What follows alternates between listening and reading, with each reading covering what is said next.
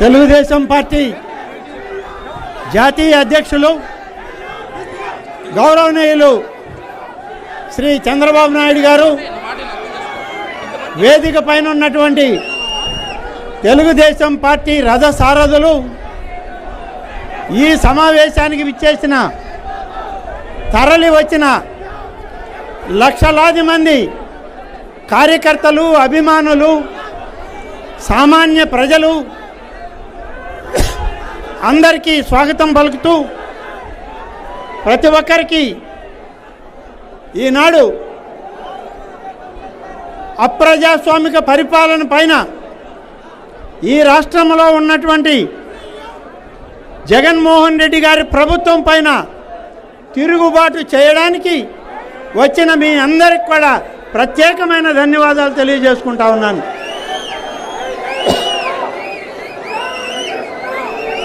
ఉమ్మడి నెల్లూరు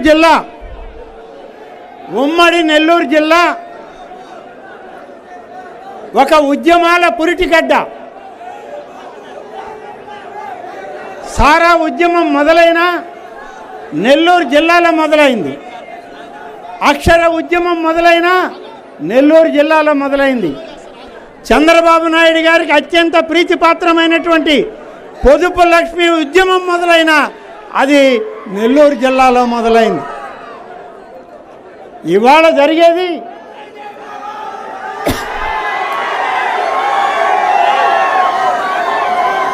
నెల్లూరు జిల్లాలో.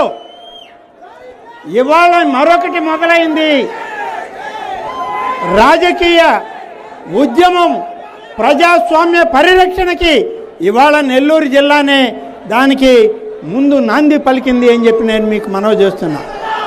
చంద్రబాబు నాయుడు గారి పిలుపు మేరకు మొత్తం ఆంధ్రప్రదేశ్ రాష్ట్రంలో 3 శాసనసభ్యులు జగన్మోహన్ రెడ్డిని తిరస్కరించి చంద్రబాబు నాయుడు గారితో తెలుగుదేశం పార్టీలో నడవడానికి ముందుకొచ్చింది కూడా నెల్లూరు జిల్లా. కాబట్టి నెల్లూరు జిల్లా యొక్క ప్రాధాన్యత చాలా విలువైందని చెప్పి నేను ఈ సందర్భంగా మనవి చేస్తా ఉన్నా. ఎందుకంటే కొంత కాలాతీతం అయింది. ఇప్పటికే చంద్రబాబు నాయుడు గారి ఆయన యొక్క ప్రసంగం వినడానికి అందరం వేచి ఉన్నాం.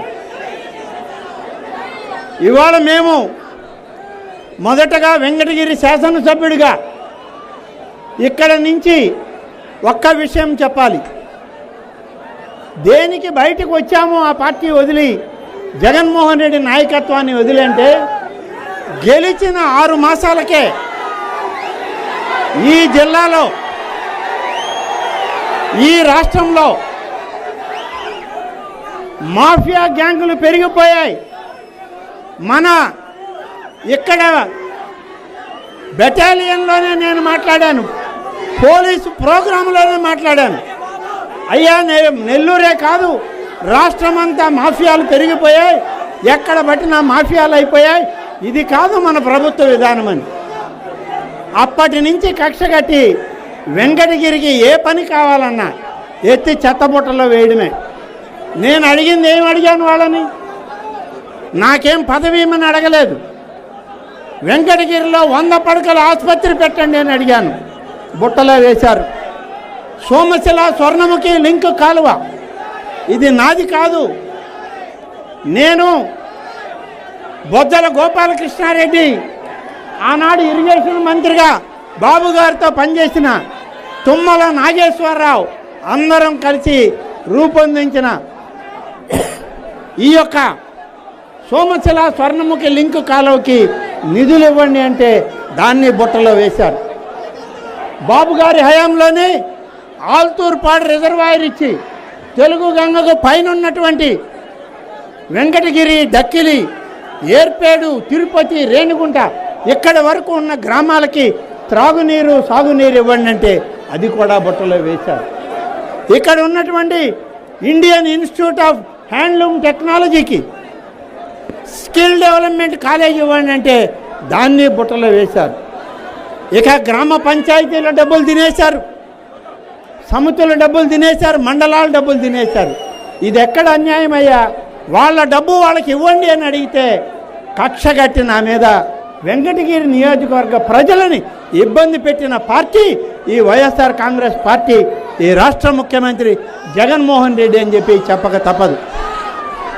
అందుకనే బయటికి వచ్చేటువంటి వాళ్ళల్లో మొట్టమొదట బయట అడుగు పెట్టినటువంటి వ్యక్తిని నేనే అని చెప్పి నేను మీ అందరికీ మనవి చేస్తున్నాను. ఇది నేనేదో తప్పు చేశానో, నేనేదో మోసం చేశానో అనుకోవడం లేదు.